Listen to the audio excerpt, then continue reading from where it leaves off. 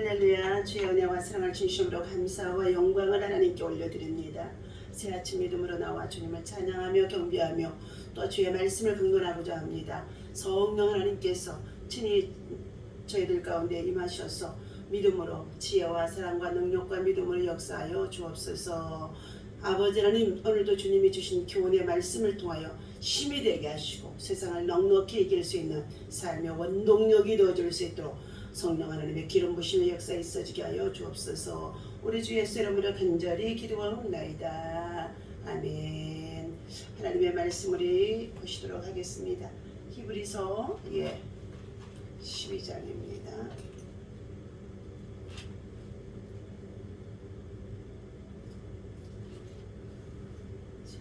히브리서 12장 말씀 우리 보시도록 합니다. 1절부터 3절 말씀까지입니다. 이러므로 우리에게 구름같이 둘러싼 허다한 증인들이 있으니 모든 무거운 것과 얽매이기 쉬운 죄를 벗어버리고 인내로써 우리 앞에 당한 경주를 하며 믿음의 주여 온전케 하신 예수를 바라보자. 그는 그 앞에 있는 기쁨을 위하여 십자가를 참으사 부끄러움을 개의치 아니하시더니 하나님의 보좌 우편에 앉으셨느니라. 너희가 피곤하여 낙심하지 않기 위하여 죄인들이 같이 자기에게 거역한 일을 참으신 일을 생각하라. 아멘. 할렐루야. 이 아침에도 주님의 이름으로 여러분을 사랑하고 축복합니다. 하나님의 사랑과 은혜와 평강이 여러분 속에 충만하기를 예수님의 이름으로 축원합니다. 자, 예수님을 바라보라 라는 말씀의 제목을 가지고 함께 은혜를 나누고자 합니다. 자, 무엇을 보며 살겠습니까? 한 소년이 길을 가다가 $5짜리 지폐 한 장을 주었다고 합니다. 소년은 신이 나서 그때부터 계속 땅만 보고 다녔다는 것이요. 그것이 습관이 되어져서 평생 땅에 떨어진 물건만 주었다는 것입니다. 인생의 황무기를 맞이할 무렵 어느 날 그는 자신이 여태껏 주운 것들을 살펴보았더니 그동안 수십 년 동안 모은 것이 단추가 2,959개, 그리고 머리핀이 수도 없이 많은 5만 개가 넘고 수천 개의 동전, 그의 수많은 자질구레한 것들 뿐이었다고 합니다. 그는 땅만 바라보며 하찮은 것들을 줍느라 푸른 하늘과 향기로운 꽃과 나무와 새 등 아름다운 자연을 만끽하지 못했다는 사실을 뒤늦게 깨닫고 후회를 했다는 것입니다. 사람은 무엇을 바라보고 사느냐에 따라 그의 인생이 결정되어집니다. 땅을 쳐다보고 사는 사람은 땅의 것으로 다 채울 수밖에 없어서 나중에는 비참해집니다. 하늘을 쳐다보고 사는 사람은 하늘의 것으로 살면서 거룩해지는 가운데 있다는 것입니다. 미래를 쳐다보고 사는 자는 미래의 꿈을 꾸며 그리고 희망을 품게 되어지고 소망을 이루게 되어지는 것입니다. 내가 왕년에는 잘 나갔는데 하면서 과거를 쳐다보고 사는 사람은 후회와 해관으로 점철된 인생들을 살아가는 가운데 있다는 것입니다. 그렇다면 우리는 무엇을 바라보아야 할까요? 우리가 살아야 할 인생의 목표, 가치관, 이것이 무엇일까요? 우리의 유일한 인생의 모델이 되기도 하고 우리가 따르고 그리고 본받아야 할 자가 바로 오직 예수 그리스도 한 분뿐임을 우리에게 성경을 통해서 우리는 잘 알고 있습니다. 그러므로 너희가 그리스도와 함께 살리심을 받았으면 위의 것을 찾으라. 거기는 그리스도께서 하나님의 우편에 앉아 계시느니라. 위의 것을 생각하고 땅의 것을 생각하지 말라. 골로새서 3장 1절에서 2절까지 이렇게 말해주고 있습니다. 하나님은 바울을 사도를 통해서 위의 것을 생각하고 땅의 것을 생각지 말라고 하셨습니다. 눈이 왜 발이 아니라 머리에 붙어 있을까요? 바로 위를 쳐다보기 위해서인 줄로 믿습니다. 그러나 안타깝게도 이 세상에는 위에 붙은 눈으로만 아래만 쳐다보는 사람들이 참으로 많이 있다는 것입니다. 우리가 땅의 것들을 바라본다면 산다면 눈에 보이는 비본질적인 것들에만 현혹되어져 그것들을 삶을 목표로 삼게 된다는 것입니다. 그러나 우리는 본질적인 것, 하나님의 나라 것, 영혼의 때를 준비하며 살아가야 할 줄로 믿습니다. 그러므로 우리 인생이 삶을 살아가기 위해서는 나침반을 방향을 바로잡아야 하는 줄로 믿습니다. 하나아버지와 아들이 등산을 갔다가 처음으로 오르는 높은 산이요.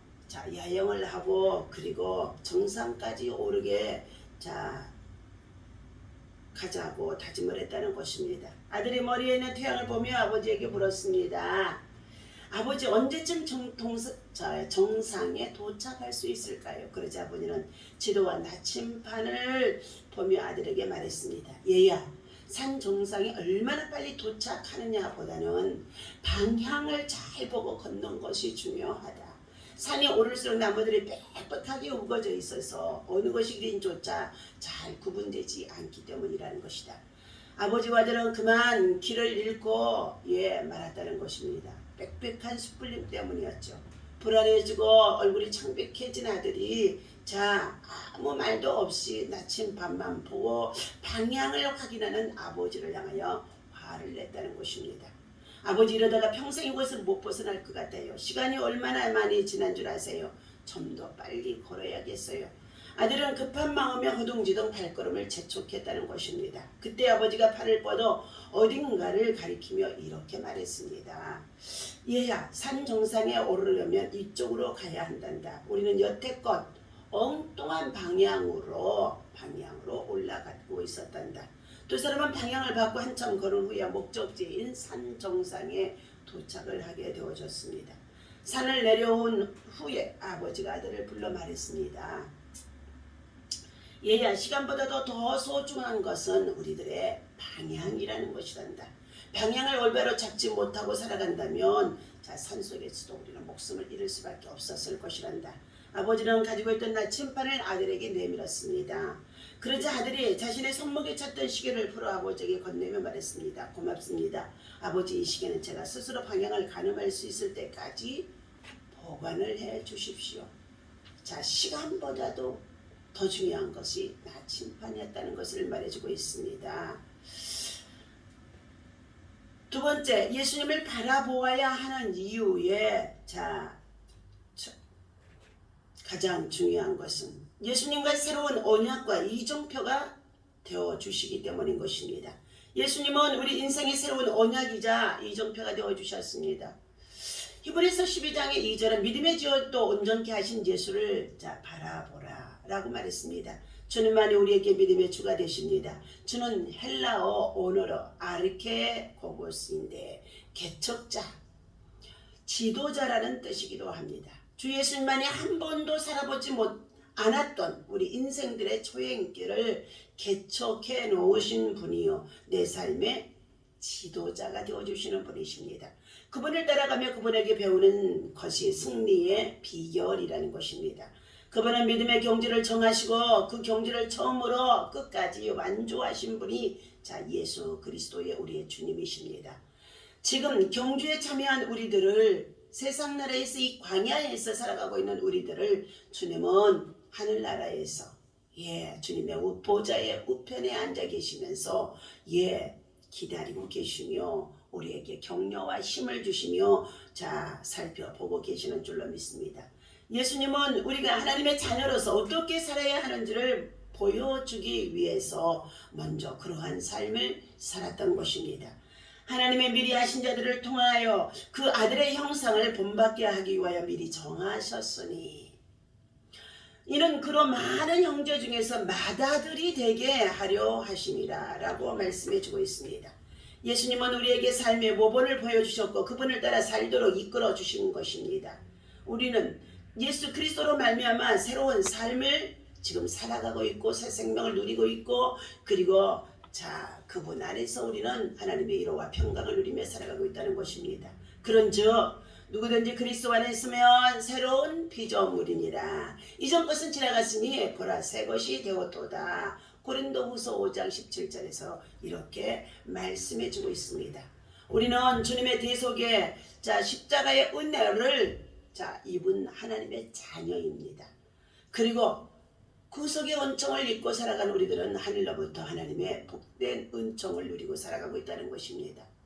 그러한 삶을 유지하기 위해서는 하나님의 유일한 독생자이신 예수님을 바라보고 그리고 그분을 잘 닮아가야 하는 줄로 믿습니다. 그분이 우리의 이정표가 되어주시며 믿음의 길을 앞서 가셔서 그분의 발자국을 우리에게 물려주신 가운데 있습니다.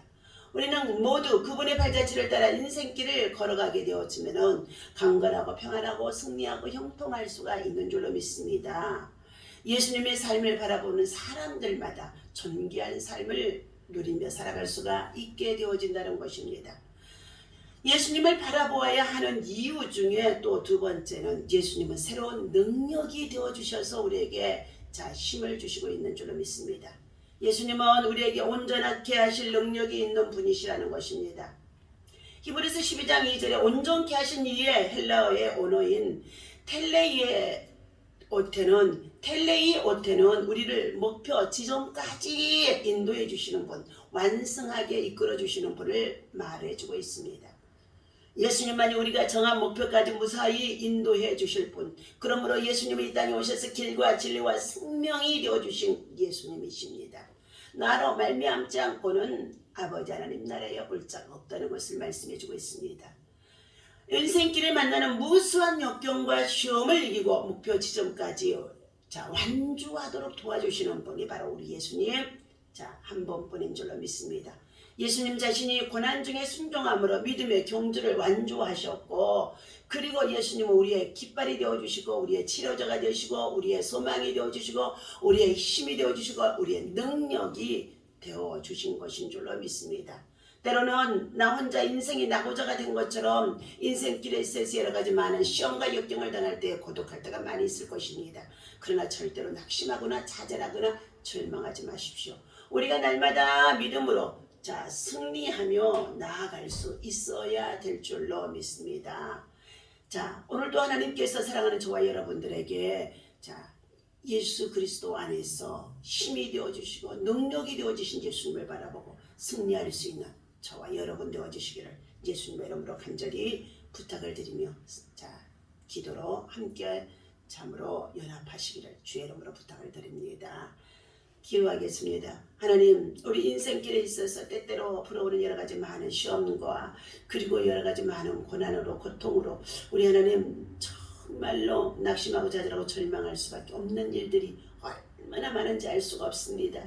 그러나 그러한 때마다 예수님을 바라보고 의지하며 능력 있는 삶, 승리하는 삶, 그리고 존귀한 삶, 그리고 길과 진리와 생명 되신 예수님을 따라서 영혼의 때까지 잘 인도함을 받고 살아갈 수 있는 방향을 잘 선정하게 하시고 그리고 또한 아버지 하나님의 그 길을 완주하신 예수님으로 말미암아 우리가 온전케 되어줄 수 있는 줄로 믿습니다. 오늘도 하나님의 주신 이 말씀을 통하여서 거룩한 영향력 있는 삶을 살아감으로 성숙해 줄 수 있도록 하나님의 지혜, 하나님의 자비, 하나님의 언총, 하나님의 능력, 하나님의 권세가 우리들에게 더욱 충만하게 공급되게 하여 주옵소서. 우리 주 예수님의 이름으로 간절히 기도하옵나이다. 아멘. 할렐루야.